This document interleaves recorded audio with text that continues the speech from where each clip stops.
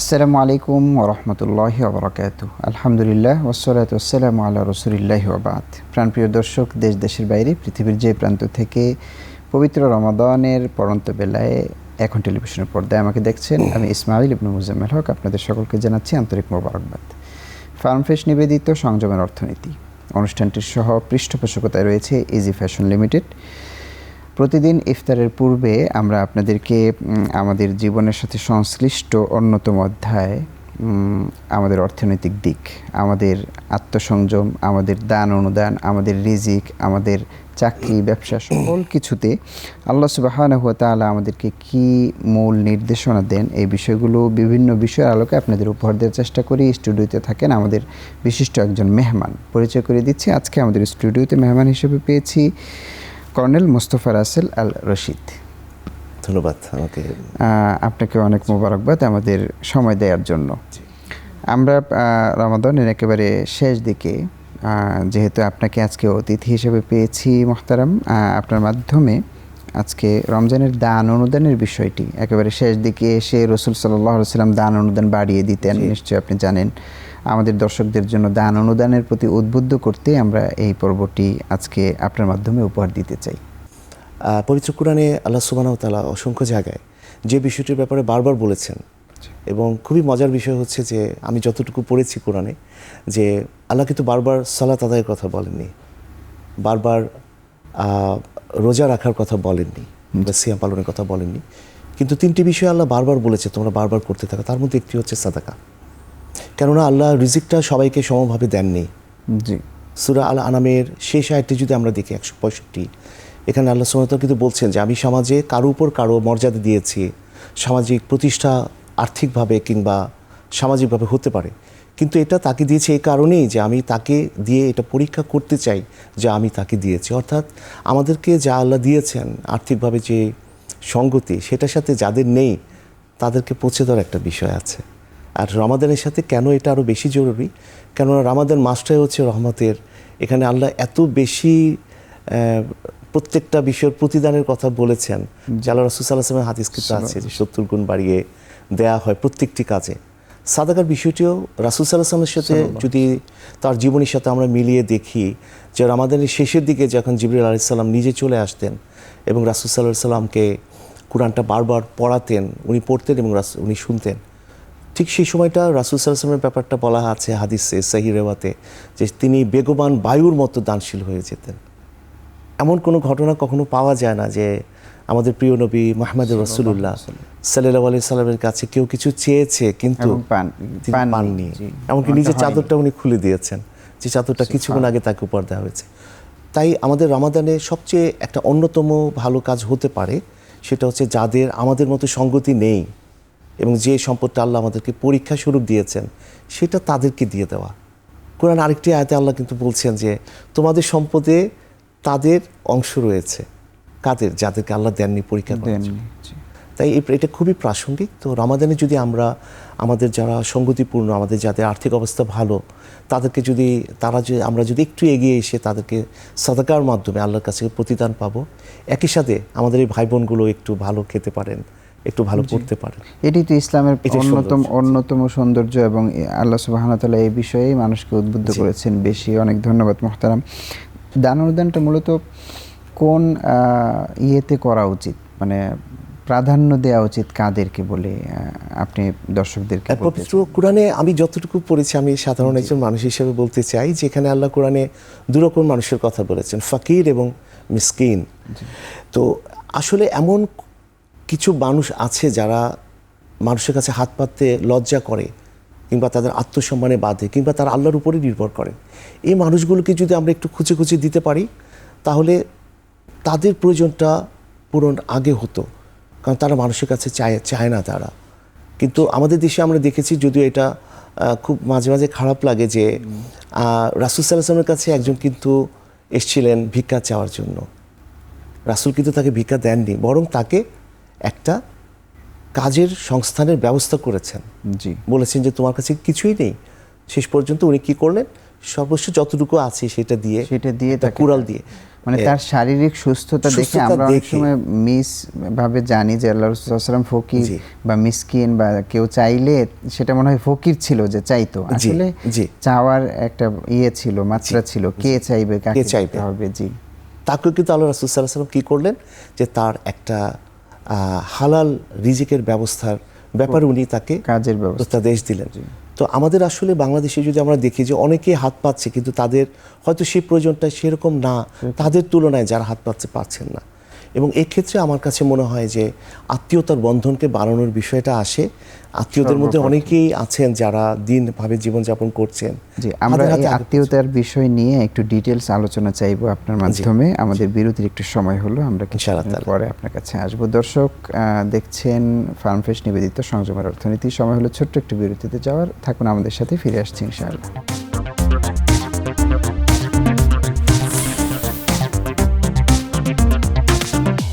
ফার্মফ্রেশ পাস্তুরিত তরল দুধ, বেশি ভালো দুধ।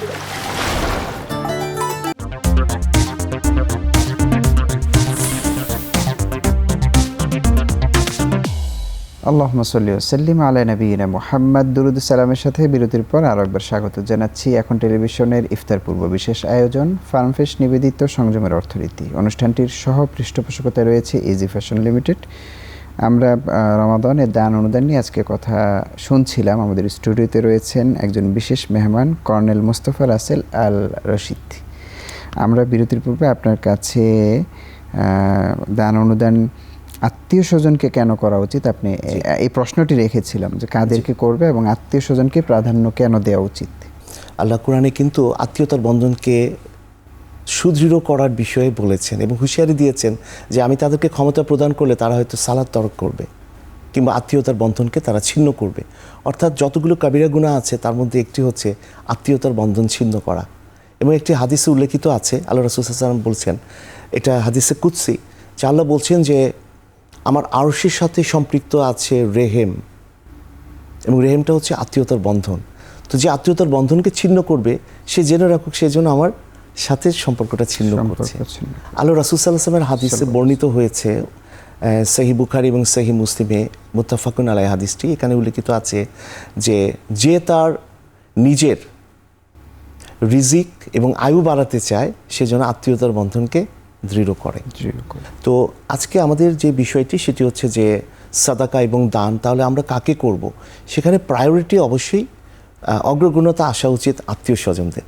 একই সাথে আল্লাহ পবিত্র কোরআনে যেভাবে বারবার বলেছেন সাদাকা করার জন্য, এই আদেশটিও যদি আমরা এটার সাথে সম্পৃক্ত করি তাহলে দেখা যাবে যে একটি কাজের মাধ্যমে আমরা অনেকগুলো সাদাকা আল্লাহর কাছ থেকে আমরা ফেরত পেতে পারি, সওয়াব ফেরত পেতে পারি।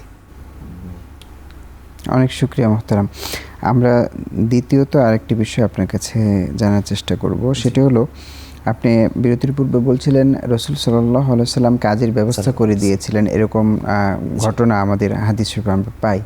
মূলত সায়েল কারা, আপনার কি মনে হয়? আমাদের দেশে ভিক্ষাবৃত্তি আমরা যেটা দেখি পথে ঘাটে, তাদেরকে তো অবশ্যই ধমক দেওয়াটা নিষেধ, জি অবশ্যই, কিন্তু দানের ক্ষেত্রে তাদেরকে দেয়া না দেওয়ার যে একটা অনুভূতি কাজ করে, ওরা সুস্থ, অনেক মানুষকে আমরা দেখি সুস্থ স্বভাবের কারণে এই কাজটি করছে, এর কি ভিন্ন কিছু হতে পারে বলে আপনার মনে হয়?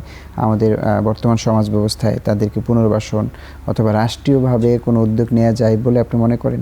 যদিও দান অনুদানের বিষয়টি আমাদের আজকে, তবু এই প্রসঙ্গটি আমরা একটু শেয়ার করতে চাচ্ছি। জি অবশ্যই। আপনি যদি যে হাদিসটি সুন্দর করে উল্লেখ করছিলেন বা আমরা যে বিষয়টি নিয়ে আগে কথা বলছিলাম, যে রাসূল সাল্লাল্লাহু আলাইহি ওয়াসাল্লামের প্রত্যেকটা জীবনের প্রত্যেকটা অংশই কিন্তু মা আয়েশা রাদিয়াল্লাহু আনহা যেভাবে বলেছিলেন যে আপনারা কি কোরআন পড়েননি, অর্থাৎ কোরআনের একটা বাস্তবিক প্রয়োগ।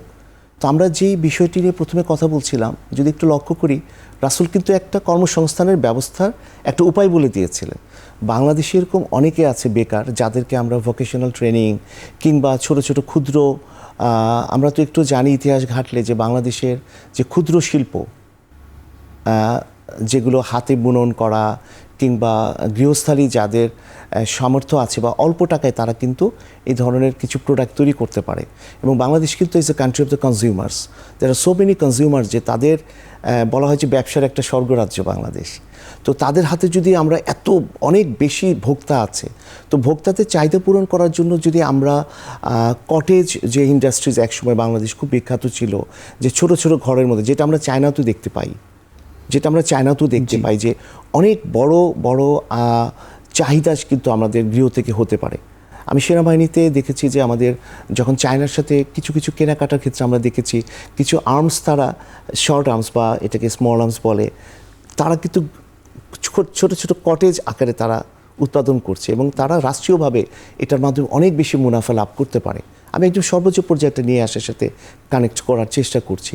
তো সেক্ষেত্রে বাংলাদেশে যারা বেকার আছে, যারা মানুষের কাছে হাত পাচ্ছে, যেটা আসলে খুবই অপমানজনক তাদের জন্য, মানুষের কাছে হাত পাতা, তাদের যদি আমরা এরকম একটু ক্ষুদ্র ব্যবসার মাধ্যমে, যেটা স্মল অ্যান্ড মিডিয়াম এন্টারপ্রাইজ যেটাকে বলে, ছোট ছোট সরকার থেকে কিংবা ব্যক্তিগত পর্যায়ে কিংবা জাকাতের মাধ্যমে, বাংলাদেশের অনেক অর্গানাইজেশন আছেন যারা জাকাত নিয়ে কাজ করছেন, তো তারা যদি এরকম শুধুমাত্র তাদেরকে অর্থ না দিয়ে একটা কর্মসংস্থানের ব্যবস্থা করতেন, তাহলে সত্যিকার অর্থে কোরআনের এই যে আদেশটা এবং তাদের দারিদ্র্য বিমোচনের, এই দুটোকে একীভূত করা যেত।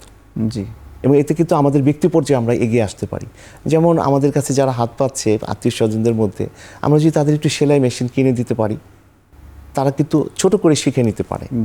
কিংবা অনেকে আছে একটা ছোট, এটি বরং আরো উত্তম মাধ্যম। এবং আমরা রাসূল সাল্লাল্লাহু আলাইহি ওয়াসাল্লামের আমল থেকে তাই পাই, চাইলেই তিনি দিতেন, কি দিতেন সেটি হলো যার যেটা প্রয়োজন। কারো কাজ প্রয়োজন হলে কাজ দিতেন, মানে সবাইকেই স্বর্ণ মুদ্রা দিতেন বা রৌপ্য মুদ্রা দিতেন, বিষয়টা এমন না। আমরা আসবো, আমাদের কাছে আরো কয়েকটি পয়েন্ট রয়েছে। আমাদের আরেকটি বিরতির সময় হলো মুহতারাম দর্শক, সময় হলো ছোট্ট আরেকটু বিরতিতে যাওয়ার। আমাদের সাথেই থাকুন, ফিরে আসছি কিছুক্ষণের মধ্যে ইনশাআল্লাহ।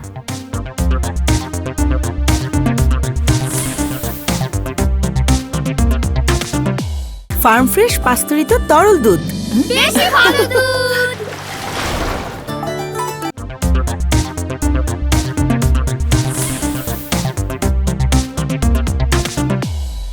আল্লাহুম্মা সাল্লি ওয়া সাল্লিম আলা নবিয়িনা মুহাম্মদ। বিশ্বনবী সাল্লাল্লাহু আলাইহি ওয়াসাল্লামের উপর দরুদ ও সালামের মাধ্যমে আরও একবার স্বাগত জানাচ্ছি দর্শক ফার্ম ফ্রেশ নিবেদিত সংযমের অর্থনীতি আয়োজনে। অনুষ্ঠানটির সহ পৃষ্ঠপোষকতায় রয়েছে ইজি ফ্যাশন। আমরা আজকে আমাদের অতিথি হিসাবে একজন কর্নেল আমরা পেয়েছি, মোস্তফা রাসেল আল রশিদ।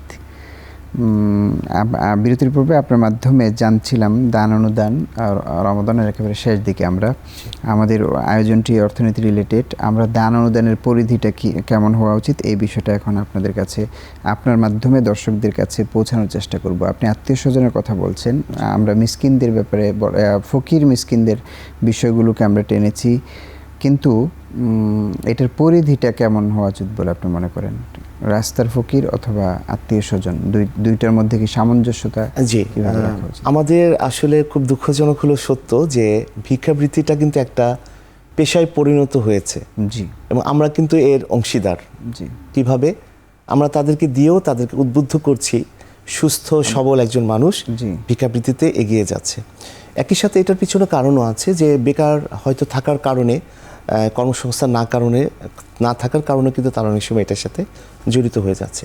তবে আমাদের এই রামাদানের যে বিষয়টি এসছে, যে রামাদানে তাহলে আমরা আমাদের পরিধি, আমাদের স্কোপটুকু কতটুকু হবে, আমাদের উচিত খুঁজে খুঁজে বের করে তাদের হাতে তাদের প্রাপ্তিটা পৌঁছে দেওয়া।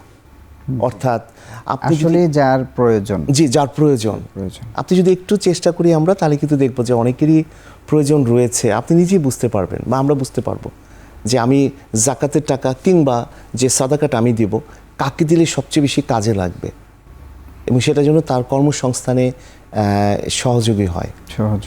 জি, ধন্যবাদ। জাকাতের ব্যাপারটা তো অবশ্যই আলাদা, সেটি নিয়ে আমরা আলাদা এপিসোডও করেছি। দান অনুদানটি এই জন্য রাখলাম, রাসূল করিম সাল্লাল্লাহু আলাইহি ওয়াসাল্লাম এই মাসে দান অনুদান বাড়িয়ে দিতেন, বিশেষ করে শেষ দশকে।